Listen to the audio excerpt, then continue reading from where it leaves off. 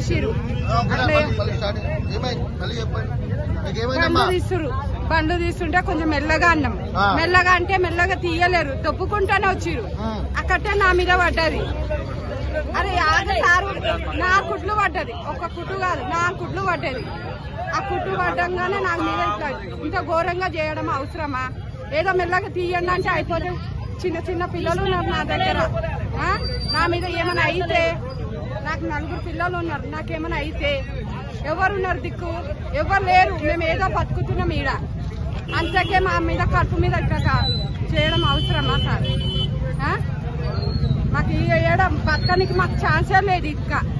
ఇక్కడనే బతుకుతాం అంతేగాని మాకు ఇల్లు లేదు, ఏం లేదు. అంత తీయమని తీసుకొని కిరాయి తీసుకుందామన్నా 10,000 అంటారు. ఆ 10,000 కట్ట స్తోమతలు మా దగ్గర లేవన్నా. ఇది పద్ధతి కాదన్నా. ఇప్పుడు తీసేయారంటే ఎక్కడ తీసేస్తే ఎక్కడ వెళ్ళిపోవాలి? రైతు బారికి వస్తారు, కొంటోళ్ళే వచ్చి ఆశతోని మా దగ్గర కూడా కొనుక్కోపోతారని ఆశతోనే మేము ఇంట్లో బతికినాం. ఇప్పుడు ఎక్కడ పోయి బతకాలంటే ఏడలేదు ఆధారం. సావొకటి, ఈ బతుకొకటి. సావడమా బతకడమా మాకు ఒకటే ఉంది. ఏదైనా ఒక నిర్ణయం చేసి మీరే చేయాలి.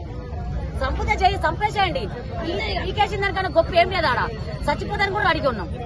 మరి మమ్మల్ని చంపేసి మీరంతా బాపత్ర పడు చంపేయండి. సిద్ధమే ఉన్నాం.